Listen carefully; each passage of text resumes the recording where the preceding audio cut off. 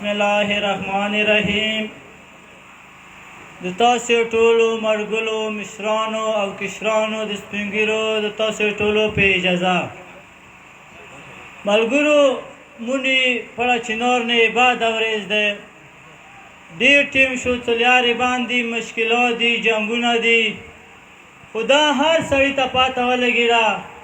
څه جنگ څوک جوړوي مصیبتونه څوک جوړوي مشکلات څوک ورپېښوي دا شکر الحمدلله اوس مو بچی ته غوږو ته ورسېده ذهنو ته ورسېده څه هغه شر څوک جوړوي او هغه یې چوخواخ دی مو پښتون قوم که مو پښتون قوم ته سترګې وغړوي تقریبا چې دا پاکستان جوړ شوی دی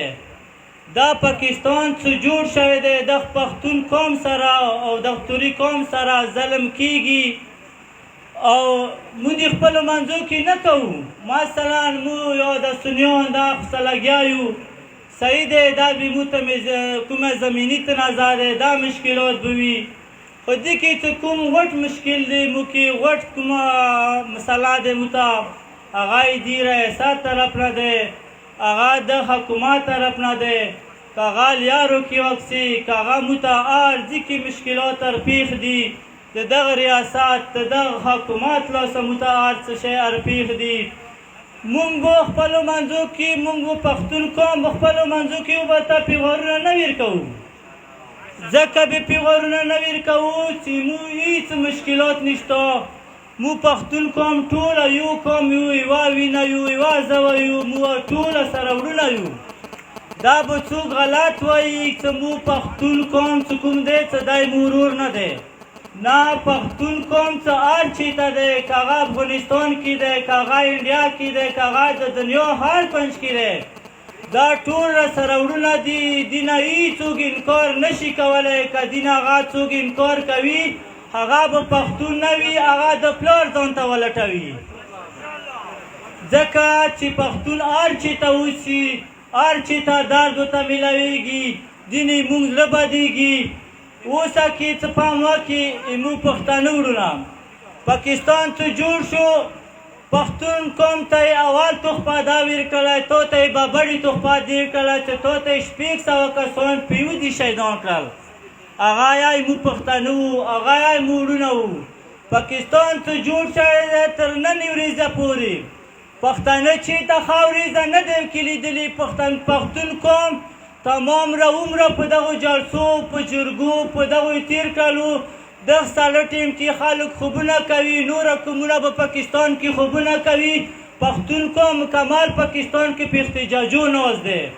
نو دا یې مو ډېره غوټه نه کمې دی پوه شئ چې یو پښتون ورپاڅېږي بل پښتون چې بعد وایي بل پښتون ورپاڅېږي بل پښتون چې بعد وایي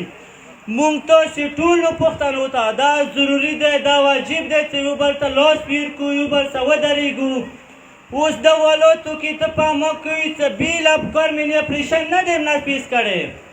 اوس وزیرستان کې مکینه د ډېرو هلکونه وزیرستان کې ډېرو هلکونه چې اوس هغه څه دي کاډې بار کړي دي هغه یې متاسې پښتانه وروڼه دي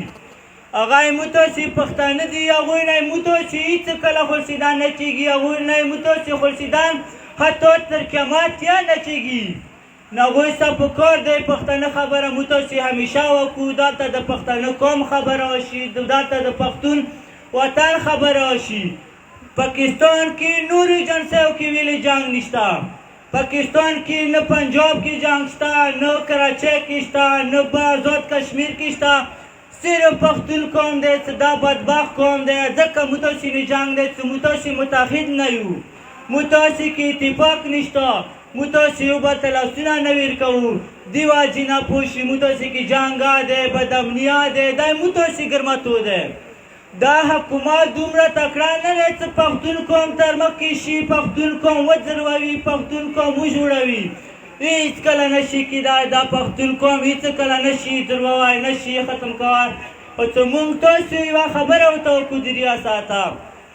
دا ظالم ریاست دا جابر ریاست په دې نه پوهېږي دا پښتون قوم پکار دی په یو موټي ورته پاڅېږي یو غږ ورته وکړي چې ای ظالمه ریاسته ای جابر ریاسته ته پکار دی پښتون قوم نه نوره ظلم نشي کولی نور د ظلم اجازات مو تاسو ته نه درکوو. دا درنه د کوم وزیرستان کې چې کوم اپریشنونه شروع دي،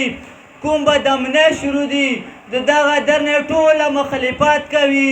د دې مو مزاحمت کوو. مونږ حکومت ته دا وایو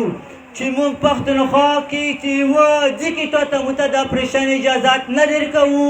حتی که هغه هر دوه د پښتون علاقه دی، تا ته مونږ په یوه صورت په یوه طریقې مو تا ته اجازات نه درکوو. مو پښتون قوم ټول یو، که هغه شیعه دي، که هغه سنیان دي،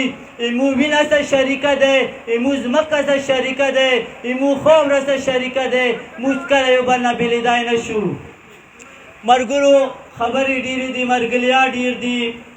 یو څو نارې ته لګوم چې دې بھرپور اجازه ځواب راکوئ. زما که دغه د ظالمو کوم چې د ظالمو ناره بده لګېږي، هغه ناره به ورته لګوو. یہ دہشت گردی، یہ دہشت گردی، یہ غنڈہ گردی، یہ غنڈہ گردی،